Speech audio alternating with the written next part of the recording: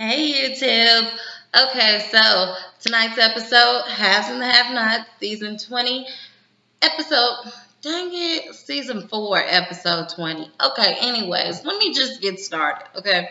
So it's called Back in Business and starts off with the scuffle between Benny and David. And so they're going back and forth. Of course, David has showed up with a gun, so the gun keeps going off. Luckily, it's missing them, and nobody's gotten shot, and that alarms Mitch to come outside and to help break up the fight. So he breaks up the fight, but they still have like big egos about themselves. So they're still talking stuff, and like Benny is rubbing it in that he's been with Veronica. Little does he know, David doesn't care. He filed for divorce. Veronica is a freaking monster. Like Benny can have her. Anyway, so Mitch finally calms him down enough to send Benny inside so he can handle it. So Mitch is like, look, can you just get our phones turned back on? Just let all this go. Of course, David is being difficult because he's always difficult. So then Mitch says, look, your phone's ringing in your car. You're going to want to answer that, as if he knows who it is. Now, remember, we've been trying to figure out what this connection is with Mitch's family, and I've been saying it all along. Well, I might not have said it on here, but I've always believed there's no other family Mitch can be connected to except for the Malones, and that's what it is. So David gets in the car. He gets this phone call. It's from an anonymous voice, which ends up being Rosy Malone. And she basically says, look, I'm watching you. I see you staring right at my grandson. Yes, his name is Mitch, a.k.a. Mitchell Malone. He is a good kid. He is not here with this family business, like this killing stuff. And he just wants to live like a straight and narrow. And that's what he's trying to do with his tow yard. And you messing up his phones is really jacking that up. So I'm going to need you to leave him alone. And I'm going to need you to get his phones turned back on. Okay? That tow yard that you're sitting in front of, I tried to buy that for him. But he don't want the dirty money. He wants an honest living. So let him get that, okay? We don't want no problems because you already know how we operate. So David is like, well, dang. Like, okay, I will get him turned on. So, of course, David, he doesn't want to get got. So he calls Oscar and he says, Oscar, you need to get these phones turned back on, okay? So Oscar gets them turned back on. Then Mitch goes inside. Benny is still going back and forth, and he's like, that dude needs to get my phones turned on. This is ridiculous.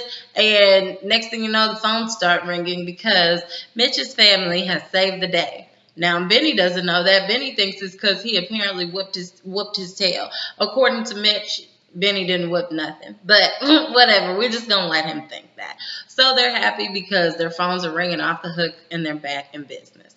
Okay, so now let's go to the next storyline. Okay, Candace. So Candace was still sitting in the car outside of the campaign office. Her phone keeps ringing. She keeps ringing. She keeps ignoring the call. Then Erica calls her. She answers, and she basically gives Erica the setup, the game plan. She says, Erica, I need you to go to the Sarandon Hotel. Around this time is when David's going to be coming there. He's going to get a drink to wind down. This is when I need you to mark him, okay? You know that you have gotten him exactly where you want him. If he offers you anything, he's not going to offer to buy you a drink because that's too forward. He's been married for years. He's not going to do anything like that. But he does love a damsel in distress. He likes to save the day. So you need to make up some situation. You need to cry. But don't be too forward. Don't be too pushy. Actually, be mean to him because his wife is evil. And I guess he must like that. But as we all know, all men like a little bit of crazy, a little bit of like pushback because, you know, the whole predator and the prey with men and women. Okay, whatever. Off topic. So she says you need to be rude to him. But actually, his mistress, the one that died, Maggie Day, she was passive. So he doesn't like the passiveness, but she was like dominant, like authoritative. She was like assertive in her position, in her role. She had power. So you need to appear to be powerful, but not too much, and just give him a little taste of that attitude, and we will reel him in, and we will go from there. So, of course, Erica, she does her thing. She shows up to the hotel. She has a guy that is like being an actor to act out this whole little scene with her because he knows that they're setting up David. And this guy is like actually a gay guy, but when David comes in, he turns into a married man that has broken Erica's heart, and Erica is busting out in tears. And the actor, he walks out. So Erica it just seems to be distraught. So David, he wants to go help the damsel in distress. So he goes over there, offers her a tissue. She says, "No, I don't want your tissue." She's playing her role like to the T. So he's like, "Okay, whatever. I'm about to go back and get my drink." So Erica leaves it at that. She calls Candace to check in and say, "Hey, look, I did exactly what you said. You had him pegged. Now what do you want me to do?" She said, "Don't do anything. You did all you have to do for tonight. You will, quote unquote, run into him again tomorrow, and we will move from there." Meanwhile, Candace is outside of what is she assumes to be Oscar's home, because Oscar left the campaign office and she followed him to this house where he is sitting down eating with a woman and kids. And so she goes and checks the mailbox, Candace, and finds out that Oscar is actually Brandon. And Brandon appears to be married with kids. So you're trying to tell me that when Brandon was playing Mark and Candace, he was living a whole nother life? Like, he had time to be like sleeping with Candace all the time at her hotel room, taking her out of town, like making her think he was a completely different person. Like, he was living a double life. And it's crazy that his wife really don't know that. Wife, girlfriend, longtime girlfriend, whatever. Kids, like, that's crazy. So, of course, she said everything is about timing. So she's not going to bust him out or set him up right now. She's going to wait for the perfect timing so she can get him back. And she wants her money back. Okay, so that's the end of that storyline. Next storyline. Okay. So, anywho, before Candace had even gotten to Oscar's house, her phone was ringing again from the number she kept blocking, and that was Hannah. Hannah was just calling to tell her, "Look, I'm at the hospital. I know your son wasn't with no pasture. Your son is up here, and they said you have one day to come pick him up, or they're sending him to foster care. So you need to come and get him, or why won't you let me have him?" Candace don't have time for it because her and her mama's relationship is just so horrible. She hangs up the phone in her face. Okay, so next thing you know, we get to Rosy the nosy neighbor. Okay, so I know her name is not Rosy the nosy neighbor, but I love calling her that because she is nosy. So she's lurking outside of Candace's house. So Hannah shows up at Candace's house and she's asking the lady, like, is she looking for something? Does she need something? So the lady tries to play it off. "Oh, I'm just walking my dog that I don't have on the leash, but I'm carrying a leash." Whatever. And so then she starts talking to Hannah and she's like, "Look, I still never saw that man that went in her house come outside of her house." So then Hannah says, "Well, you say you had a picture, right?" Well, coincidentally, Rosy, the nosy neighbor, has the picture with her. So she takes the picture out, shows Hannah. Hannah is like, "Well, I be dang. Like, this is Quncy. I can't believe she let Quncy in her house." So Rosy says, "Well, I don't know if she let him in, but he got in. And when he got in, a white male like hurried out. I'm assuming they got caught up in a compromising position." This lady made up a whole story. Like, this is what nosy neighbors do. So whatever the case, what's her name? Hannah says, "Okay, well, I don't think Candace is home right now." And then so Rosy, the nosy neighbor, she leaves and goes back over to her house. Then Candace actually pulls up at home. Okay, so for the 50th time in this show, we're about to see Hannah beg again. So she is like begging and pleading, "I need my son, my grandson. I love my grandson.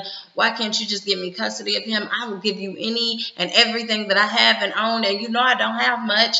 And then, so Candace is like, "Yeah, you don't have nothing of value to me. Like, you have nothing." And so Hannah says, "Look, I got $843. This is all I have to my name. You can have it." And then so Candace was being evil, so she took the money. She said, "You know what? I'll take this. Actually, on second thought, this isn't even enough to buy me a purse." And I'm like, "Girl, bye. You can go to Marshall's." But anyways, so then she says, I don't need anything from you. You will never have my son. She has this strong hatred for her mother. So then, Hannah looks defeated, and then Candace turns around. She said, actually, there is one thing you can do.